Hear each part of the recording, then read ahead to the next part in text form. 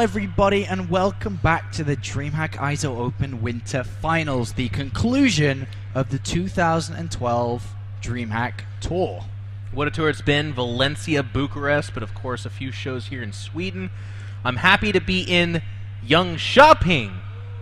Right? That's how you say it? Jönköping. It's actually like a cute little meme that I have with all the Swedes now. They always like in control. Say Jönköping. And I'm like, Jönköping, and they're like, you're like Trollfish, like Jönköping. And look like, at the monkey dance. Yes. Alright, so we're going over to Sase versus Bly. Almost immediately we can jump into this, guys. Of course, Bly was second place in Bucharest this year. Unfortunately, did get outclassed versus Nurcio in the finals. A quick 3-0 from Nurcio. I always find that it's hard to watch that because he played so well up until then that the last memory that people have of him is they're like, oh, didn't Nurcio just kind of murder him? But actually, he beat some really good players to get there, and who picks Bly to take second at a big, big tournament like that? That's no right. slight to Bly, it's just he played out of his skin. He played amazing. And Bly is currently 1-0 in his group, as mentioned before, did beat down Stan in 2-1, so if Bly wins this, he'll go 2-0. But this is Sase's first game of the day. So let's go ahead in his and home begin country. This. In his home country. Not too many Swedes in this tournament, 4 in total, depending on the open bracket. Let's go ahead and introduce our two players. I will do that for us in the top left-hand side from Team Acer, the team that recently picked up MMA and Sella. It is Bly. There we go. All right, I understand. But surely our live audience will cheer for the lower right-hand side wearing the red trunks, choosing the name Very, Very Hot. And that's, of course, his favorite dance move. It is Quantic Sase. There we go. Well, Sase, no strangers to this matchup.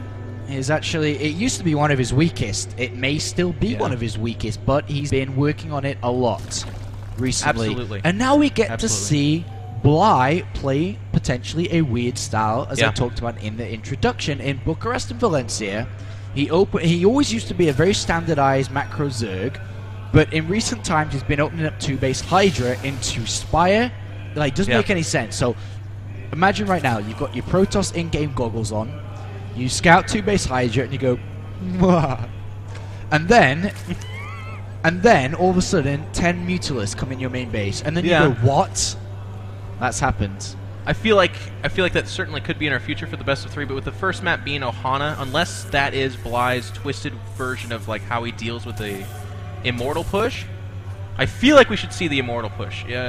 This map screams it. It would be like going to a gentleman's club and then being weirded out by seeing less than fully clothed women. You're like, this is absurd. I was hoping to get a beverage. No, well, then you shouldn't have gone into that place. That's the same here, Ohana. If you're surprised by an Immortal push on Ohana, what rock are you living under? This is where you would see it. And I'll tell you what, as far as Sase is concerned, he's a very Korean-trained Protoss. If you watch his stream, which he hasn't done lately, by the way. More people need to harass him about that. He was one of my favorite streams to watch. He knows the Immortal push. That's something that in Korea is kind of lockjawed in as their response to Zerg right now. It's the belief. It's the religion. 6 slings are being made here, as well as a gas take nearly on, which Sase hasn't scouted for yet. He does manage to sneak his way back in with his probe, so... you know what? And he scouts this. He sees the 6 slings. Every Protoss heart drops when they see that gas. They go, you didn't. Because when you go gasless, there's like 2 possibilities. 3 hatch, maybe 2 hatch, and you take quad gas at like 45 supply. But you're safe for a while. When you just barely scout gas, anything is possible. Speedlings, Nidusworm, Roaches, Hydras, Mutalisks, everything is possible at this point in time. And while he's going to be safe for now, of course he can easily build a additional structure here to wall in. Oh, what? As we're about to see the Lings make their way before the cannon is ready, and there it is. Well, okay. He's fine. Very strange gas management going on here. He pulled off 2 out of the 3 drones. He's going to just get to 100, obviously, and make the speed for himself. So that's where it gets normal, but... Or is it going to be Leia? Would you think so? With Bly, anything is possible. Yeah, okay. Because he plays a really weird style. He does have a queen on the main base, though. He's at 100 and he's not doing anything. This could be a Leia. Yeah. But he's got to wait for this queen to finish, so it makes more sense to go speed in this regard.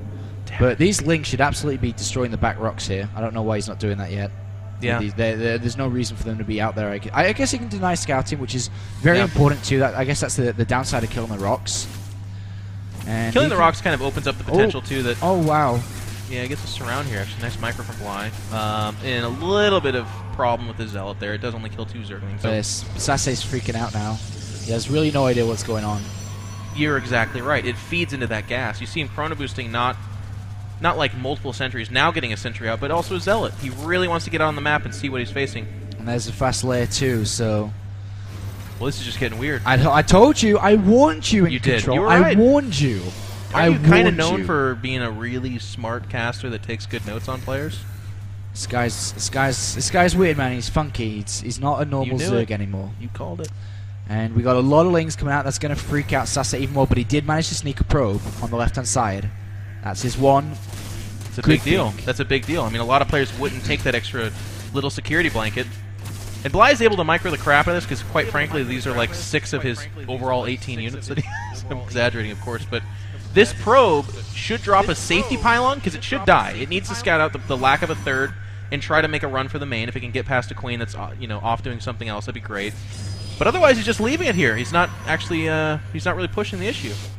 It looks like Bly's going to take a third, and let's see what he's going to use this layer for. It's a layer off of 1 gas. It has to be. Well, I mean, as I say that, he's taking 4 gases. So he just throws a Spire down right now and gets the gas later, you think? No, he hasn't got enough for a Spire, especially with Nova City morphed. I think it's going to be the Hydra Den, man. Oh, you know what? He's taking a third right now, too. I think you're right. Let's have a look. He hasn't used it yet, the layer. I mean, there it is. Boom! You are so smart. This guy. How can you be this handsome and this smart? That's like some kind of... It's just not supposed to happen that way. Well, I'm actually wearing a mask. Oh, wow. I'm actually not like this. You're too humble, sir. You are actually this attractive and this smart. So, I like this approach from Bly. It's very Terran Protoss-esque, where the Terran walls in and keeps you guessing.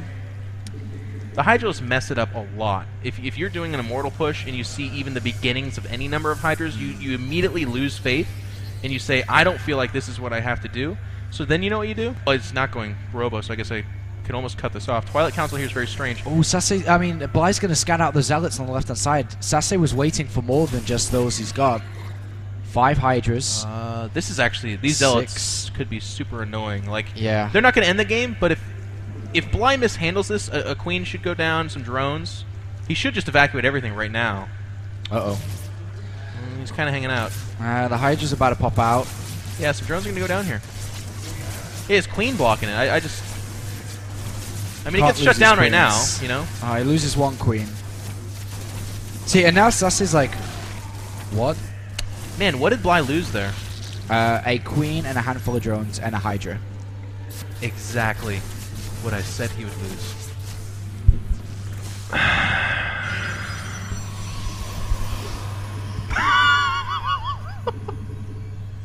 I don't know, I impressed myself.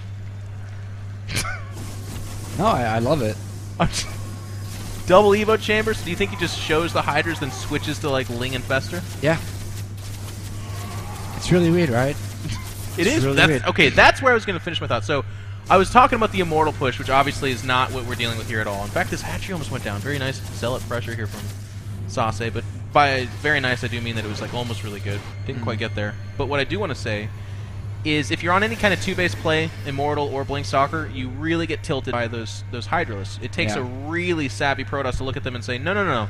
They're still pretty bad. I don't need to make a beeline to Colossus, but a lot do, and then the Spire just hard counters that. 2-base anything Colossus gets slammed by Spire. And a smart Protoss player shouldn't like freak out as you say, and should say, well, I actually just completed +2.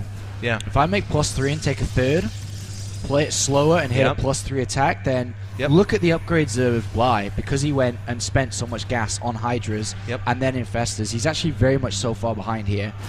And that's going to hurt. Hydras are a force field unit for me. Like, as long as you can get them on the inside of a force field with Zealots, or you only deal with half the the Hydras at a time with like a good range concave of Stalkers and Sentries, you will go through them very easily. If you fight them in the open field with no force fields at all, the DPS of the Hydra behind a Ling, Infestor, or Roach composition does so much damage. Yeah. But I feel like we're almost even talking too much about the Hydras, because look at this. It's 7 of them, and that's it. That's all it was. They're done. No, it's 8. Excuse me.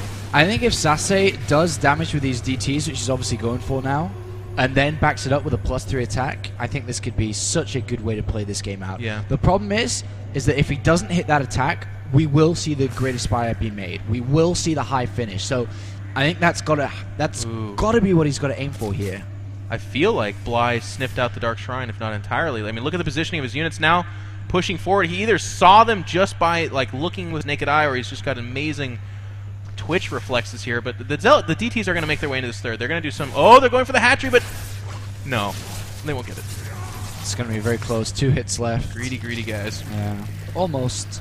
And 2 more overseers made immediately, freaking out. There was DT in the main. Ah. Oh, no, an observer, sorry. I freaked out when I saw the minimap. Okay. Oh, Eagle Eyes. Eagle Eyes, but a sore throat. We hope you hold it together. I mean, you talked about the upgrades just now. 2-2 being queued up for the melee upgrades. Spire about to finish. It's going to be 3-base Broodlord, and that makes me nervous, Apollo. 3-base Broodlord is not aggressive, obviously. He's going to be looking to take a 4th and a 5th, like a double expand, I'm assuming, once the Broodlord hits. But up until that point, if anything goes wrong, if the Infestors stray too far, if the Broodlords get picked off somehow, there's no rebuilding that. You're in trouble. And Bly is actually waiting for a 3-base attack. That's why he's on 3-base. You think it's going to be attack?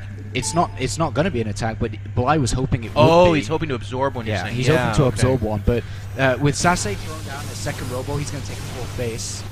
And taking with the 4th base is actually going to be the best thing for him, especially because Bly's on 3-base. Bly's expecting a 3-base attack, as mentioned earlier, because of the upgrades. Yep. That's not the case in this game. So Sase, if Sase analyzed it like that, saying, well, this is what he would think and hope for, he's going to be quite defended and prepared on 3-base, then I'm just going to take a 4th, which is what he's going to aim for. He's got the shield upgrade coming in, double forge down. Forge. Love this. The Stargate should come down in a minute after he takes a 4th base. He should go for the Fleet Beacon immediately. Yep. And I like the way Sasa's playing this. I do too, and I'll tell you what, it's really refreshing. Right now, the metagame for PvZ is you need to attack off of 2 or 3 bases and do some heavy damage, otherwise you are toast. Yeah. And I feel like Bly is the one that's anticipating said metagame, but Sase is recognizing that while that may be true most of the time, in this case it's not the best choice. If he attacks, his low Broodlord count dies, or excuse me, Colossus count dies to whatever number of Corruptors like we had, and then his gateway units probably get chewed through by a combination of Ling, Hydra, and Infestor. But as their armies grow and get closer to 200 and their bases get more robust, we see that that's not nearly the same kind of issues on Sase's side. All right, he's going to try to cancel his 4th, though. Yeah, I think he will. Yeah, he's getting a surround on it. And only 1 Zealot here. Well, that's good for Bly. It's a big deal. And now Sase's hands kind of heads up right now, as Bly knows that he doesn't need to defend a 3-base attack. Yes, you're hitting a very important nail right on the head. I mean, just seeing the intention of a 4th base gives information to Bly that says, okay, Bly, you make the choice. Do you want to use these Broodlords to attack off of 3-base while you set up a 4th? Or do you use this time that while the Protoss is taking their 4th, you take your 4th and 5th? It looks like Bly is going to be aggressive. It could work. It could. It could. We'll have to find out. If Sase tries to defend this angle, yes. I think the upgrades to Sase give him such an advantage here. Yeah. He just can't attack the Broodlords from this approach is what I'm saying, though. Like, what he should be doing is abandoning this idea. Maybe, thinning out the Lings here is a little bit... Whoa. It's kind of nice. But then either back up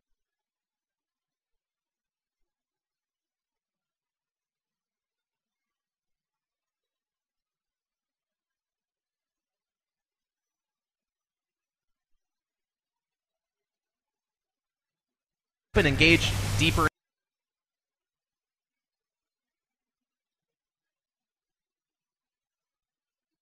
into the space, or counterattack even and try to hope to fight in the mid-map. Alright, well, let's see now as... What is 4th, and I think that might be the right choice. Yeah, this is really nice by Bly. Gets into the main as well. And Bly's army's looking decent. It's not very well graded, so it may seem scary. Yeah. We have a Warp Prism on the 4th base of the Zerg, which is why Bly's running back. Nothing gonna happen there, though. You know what's funny is you look at the minimap and this 4th base looks like it's a finished 4th. There's actually only 1 drone mining on the gas. Yeah. The stack defenses are set up, the gases are there, so soon this will be a feeder for the Zerg. But right now, it is still 3-base versus 3-base, functionally. And that means that Sase correctly did not leap into action. He didn't need to. He was not called to do it. And he's at 3-2-1 now with the upgrades. Colossus. Do you agree with that? Do you like that? That's a lot of supply tied up in Colossus. But he doesn't have a mothership, so I think he needs a Colossus in this regard. Uh-oh, that was bad, though. Oh, dear. Yeah, he just blinked under... I mean, at first it looked like it was cool. The Broodlords were exposed, but it was a bait and switch.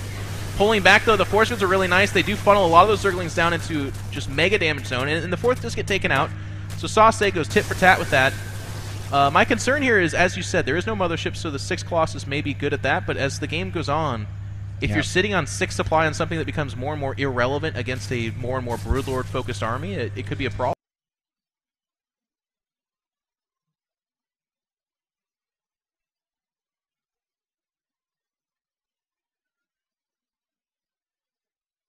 But I like the mobility choice that Sase's going for here. It's very nice. He's been able to, come across the right-hand side, go straight to the left. Sillord's Hatch, which means they're at 8. Still very manageable for Stalkers. That is right. And, well, these Lings and Hydras try to come in, and great force fields again. Oh, there's a big... That was the... Oh, my gosh. That was a blinking need. He's going to get all the Broodlords. And Sase's just going to win it right here, straight up. There's no gas. That's the harm of being on such low bases for Infestors, so we're not afraid of 20 Infestors here. Sase had the Brawler army, and it was the right choice. And Sase's played this out really smartly, and he is going to pick up the first map here against Fly. It's really difficult to come back from this. 4 Brutals are on the way, but it's not going to be enough. No, it's not. He's got 2 Infestors down at the top of the ramp looking in on the fighting. And again, you talked about how the Hydralisk will cut into your upgrades. That was certainly one of the problems. The next big issue here as well was, again, not having those Infestors. They're the middlemen. They're the boatmen that get you from point A to point B. If you don't have enough of them, you are at the mercy of the tech choice and the composition of the Protoss player. And with the 6 Colossus and enough Blink Stalkers that you talked about being so mobile, he was just overcome. And, well, Sase picks up game number 1 here versus Bly. And Bly... The thing is with Bly is that he will do this again. I'm pretty sure about it. Yeah. And well, Sase seems to. Sase is like never thrown off. A real-time analyst. He's like, right, numbers come down. He's like, this is how I'm going to play against it, and I think he played that out really well. I can't look at any decision he made and come away with that saying that was the wrong call. I feel like every decision he made was calculated, and like you said, it was a real-time reflex to what he was facing. Because again, how weird is it to go 2 base gas into 4 gas Hydralisk, make about 8 of them, go into lair as you're taking your 3rd, and then a Spire on 3 base, Greater Spire. Like he had at most 6 Infestors at one point in time. Every other Zerg, by the way, out there is like, I heard someone made 37 Infestors. Today I'm going for 50. I want to see what it does. And Bly's like, nah, I kind of like Hydralisk. Who does that? That's Bly.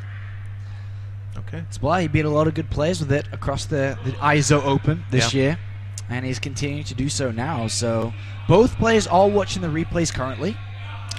If you can, you should. Yes. I mean, if there's some tournaments that specifically outlaw that. I think MLG might do that.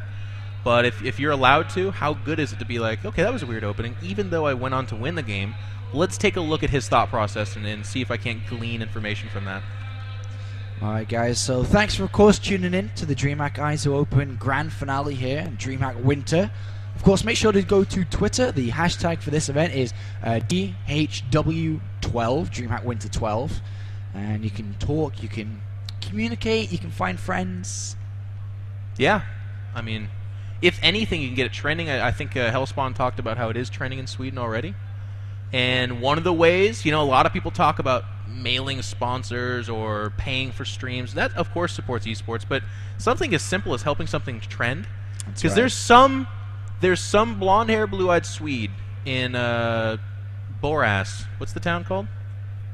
Which town? There's a town in Sweden called Borås, I think. Really? I think so. I'm not really sure. Probably the pronunciation's terribly wrong. But they're sitting there and they're like, I'm going to check Twitter and see if I can find some fun. Wow, that's not gaming. A Swedish accent, I don't think. That's what they do, and then it looks like, oh, it's something called StarCraft is trending. Got someone in and then pocket. he becomes Mike Morheim of 2007.